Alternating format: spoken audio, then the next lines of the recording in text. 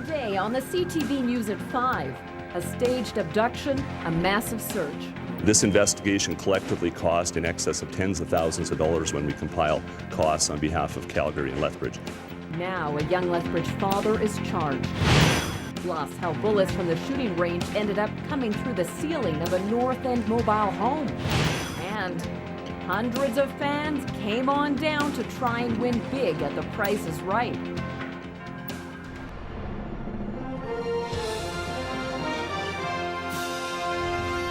CTV News with Jackie Scantlebury.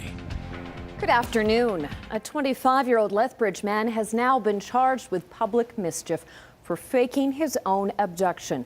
Police allege that Matthew Robillard staged the hoax to hide a significant financial loss from his family. Terry Vogt reports. When Matthew Robillard left his Lethbridge home January 31st and failed to show up at work, his family and friends instantly feared the worst. Not somebody that you'd ever suspect anything, strange going on with him. His family, his church, and police quickly launched a massive search effort. That same day, police found Robillard's car in a Calgary industrial area. The window smashed out. It looked like a crime scene. It looked like Robillard had been kidnapped. 2 days later, he was found injured in the lobby of a Calgary hotel. Almost immediately, police determined Robillard had not been the victim of any crime. He planned his disappearance and took deliberate steps, including breaking his own vehicle window and causing injuries to himself to make it appear as though he had been abducted. Now, police have charged Robillard with public mischief. Sources tell us he staged the abduction after losing $2 million that he had suddenly come into. Police aren't confirming the dollar amount or other details of the investigation, but do say the financial loss was significant. And Robillard staged the abduction to make it appear as if he had been extorted in order to account for the loss. This was a ruse that spanned multiple jurisdictions and diverted valuable police resources away from real victims and real crimes. Police estimate the cost of manpower and other resources on this investigation is in the tens of thousands of dollars. They say there are ways to recover some of those expenses, but so far they haven't focused on that. Robillard is not in custody. He's been released with conditions and is scheduled to appear in court on April 8th. Terry Vogt, CTV News, Lethbridge. Police say Robillard's family wasn't part of the hoax. They say family members genuinely believed that he was missing and possibly the victim of a crime. Police have determined that a bullet that hit a house in North Lethbridge last month was in fact fired from the Fish and Game shooting range just west of the city. The bullet came through the ceiling of Rudy Norden's mobile home in Bridgeville Estates. Luckily, no one was hurt. Police say two men were target shooting with pistols at the time of the incident at the range. One of the men inadvertently fired a .45 caliber pistol while the barrel was pointing upwards. The bullet cleared the safety berm. As a result of their investigation, Lethbridge police have determined that the mishap was unintentional. No charges are being laid. We're reviewing the video and speaking with all parties involved. It was identified that one bullet was fired at a cant angle, and it would appear that it missed the berm area of the firing range, and that allowed for one bullet to leave the range. Our home in question here was within 2 kilometers, which the firearms ballistics experts have told us was well within the trajectory and velocity of that .45 caliber firearm. The February stray bullet was the first one police have investigated since improvements were made to the shooting range over a year ago. But Lethbridge City Councillor Farron Ellis says it reinforces his belief that it's time to fast-track efforts to relocate the range to a site farther from the city. An update on the relocation plan is scheduled to go before City Council at the end of the month.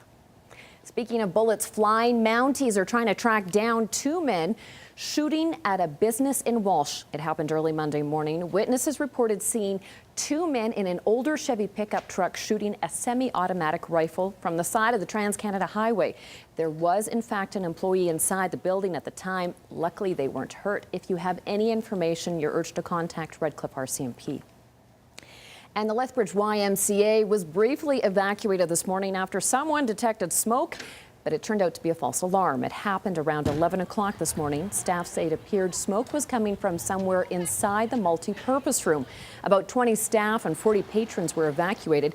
Fire officials checked out the area but determined everything was okay. Officials from the Y are thankful that their emergency plan worked.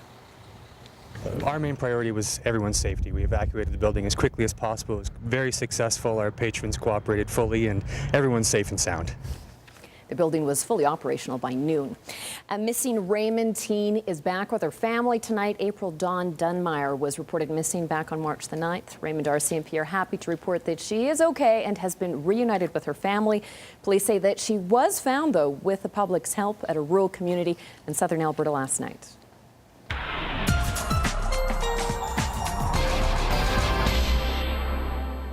So, Dory, I was thinking about your job today, and I've decided one of the most interesting things is that no 2 days are really ever the same for you, especially these days. Yeah, you just noticed that, did you, Jackie?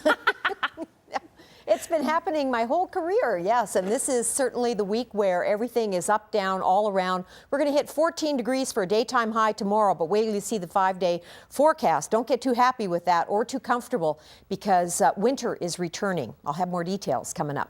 Thank you, Dory. Well, the first round of voting for a new pope has ended with no consensus.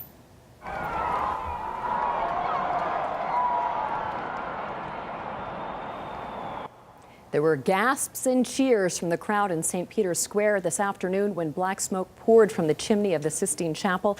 It indicates the 115 cardinals inside have cast a first ballot with no clear choice, says the new pontiff. The cardinals have retired for the night. Voting will resume in the morning. It happens to the best of us, those annoying collection calls from banks and other creditors demanding payment. Well, one local senior says he's actually being harassed by his bank day and night for something that's not even his fault. Jeanette Rocher reports. Many of us, Daniel Gartner makes monthly car payments. And, like many of us, he wants to protect his good credit rating. But he says his credit is being threatened because of something that's out of his control. Even though they're getting their payment, they're still calling us. A few years ago, Gartner purchased a used car from a dealership in Pincher Creek. He says he made his payments faithfully until a workplace accident left him on disability in 2011. His insurance company then kicked in to make the car payments for him. The problem, he says, is that his insurance company sends payments out on the 15th of each month, but it sometimes takes 15 or even 20 days for Gartner's bank to get it, leaving Gartner's account delinquent for several days each month. Now, it's not my fault the mail didn't get it there. They didn't process it quick enough. And every month for the past year and a half, Gartner has been hounded day and night by phone calls from his bank. This is going on too long. And I've tried to straighten it out with them guys at the bank to stop this, and they won't stop it. Now he says it's affecting his whole life and putting a strain on his marriage. But according to the Financial Consumer Agency of Canada, there are laws in place limiting how much a creditor can harass someone. Debt collectors are generally not allowed to do the following: contact your friends, your employer, your relatives, or your neighbor for any information other than your telephone number or address. And collectors are not allowed to use threatening or intimidating language to get their payments. Not allowed to contact you on holidays before 7 a.m. or after 9 p.m. or during certain hours on a Sunday. And according to the law, a consumer can put an end to those annoying phone calls by writing a certified letter to their creditor asking to be only contacted through the mail. Jeanette Rocher, CTV News, Lethbridge. CTV contacted Gartner's financial institution, the Royal Bank, and they said they are working now with him to resolve the issue. For the second year in a row, community actors are hitting the stage with high school students for a night of Shakespeare. The Duchess and the ladies, that they would shriek, and that were enough to hang us all. That would hang us. Masters, if we Drama students at Chinook High are rehearsing with one of the 4 adult actors who will perform with them in A Midsummer's Night's Dream as part of a mentorship program. Experienced thespians are working with the youth in the set design, music, and technical aspects of the stage production. It's nice having them on stage because you just learn from them being there, not even them teaching you. You just see their techniques and you use them, and there's so much energy on stage. It's great to just get in touch with what it's like to be at the beginning of your career, whereas some of us who have done quite a few shows, it's very refreshing. The show runs March 20th to the 23rd, and tickets are available at the school. Shelter belts and windbreaks can have economic and environmental benefits, but many prairie shelter belts are aging and in need of maintenance and rejuvenation. We have more in tonight's report from Farm TV. Shelter belts and windbreaks help to reduce soil erosion by wind, trap snow, and have many other benefits. And many are in need of renovation. The older the homestead, most likely that some of those shelter belts need some rejuvenation.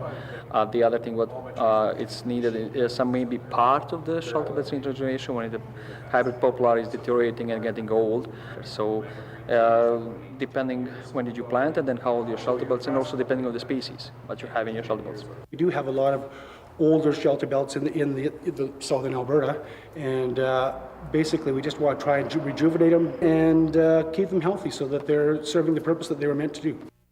Farm TV is brought to you by DA Building Systems. Coming up, Dory is going to explain to us just what is happening in the forecast. First, though, another update on the markets.